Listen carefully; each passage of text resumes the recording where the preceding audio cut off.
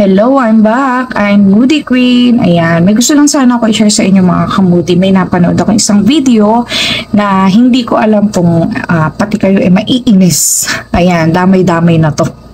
Hindi po pwedeng ako lang.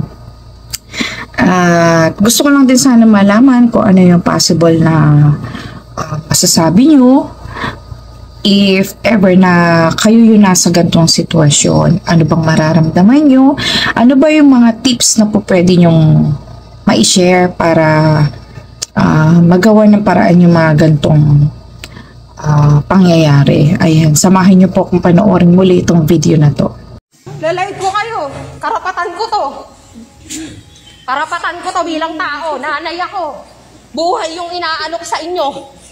Ha? Nandiyan niyo ako? Langya kayo? Nagsuka-suka na yung anak ko? Sabi, hindi ako makausap ng maayos. Ngayon ako sisigaw. Ngayon ka humarap sa akin. Sigaw ka pang nurse ka? Kala mo pwede ka matanggalan ng lisensya sa ginagawa mo. Siga-siga ka pa.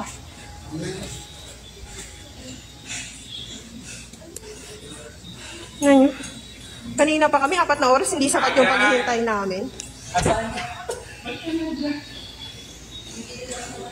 Masyado kayo. Ngayon, nandito kami, Hospital ng Maynila. 4 hours kami naghihintay, yung anak ko kinukumpulsyon na. 2 beses na nagsuka yung anak ko, wala pa rin umaten sa aming doktor dito. Sabi yung walang maghintay, 4 na oras kami naghintay, walang kahit i-assess, hindi na-assess yung bata.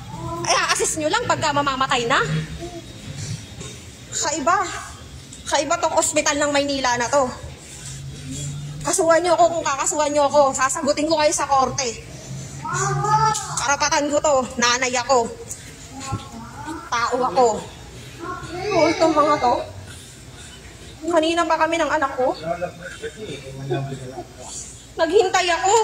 Hindi nyo sasabihin hindi ako naghintay sa 4 na oras. Doktor na dito si Doktora Walang bukod tanging ganyan mga naka-duty kayo ngayon. Maggaganyan kayo. Sino daw doktor? Wala nang doktor na tumitingin sa anak ko eh. Nagsusuka-suka na yung anak ko dyan Antayin ko pang mamatay bago nyo i-assess yung anak ko. Wala nga pong binigay sa amin kahit anong papel yung nurse eh. Hindi to. Wala pong binigay sa amin. Walang pinapil-upan na papel. Ngayon kayo sa akin. Ngayon kayo Hindi to yung dumaan kayo. Ilalait ko talaga kayo, kala nyo? Kahit patulong nyo ako. Hindi to sa dumaan ka sa meeting dyan. Dumaan po ako dyan. Ang sabi nung nurse nasa triage, maghintay kami. 4 na oras po ako naghintay. Wala kayong papel. Wala kaming papel na pinipil-upan. Init. Maghintay ako tumirik yung mata ng anak ko.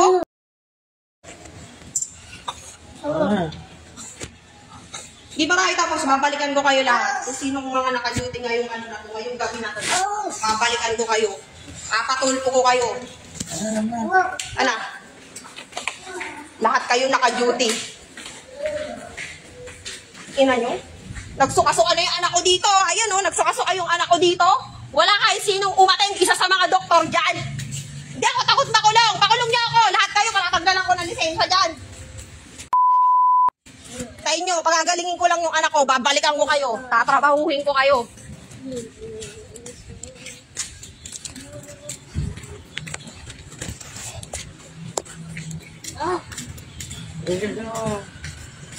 Anuhan mo? Tayo ng taxi. Hospital ng Maynila na to.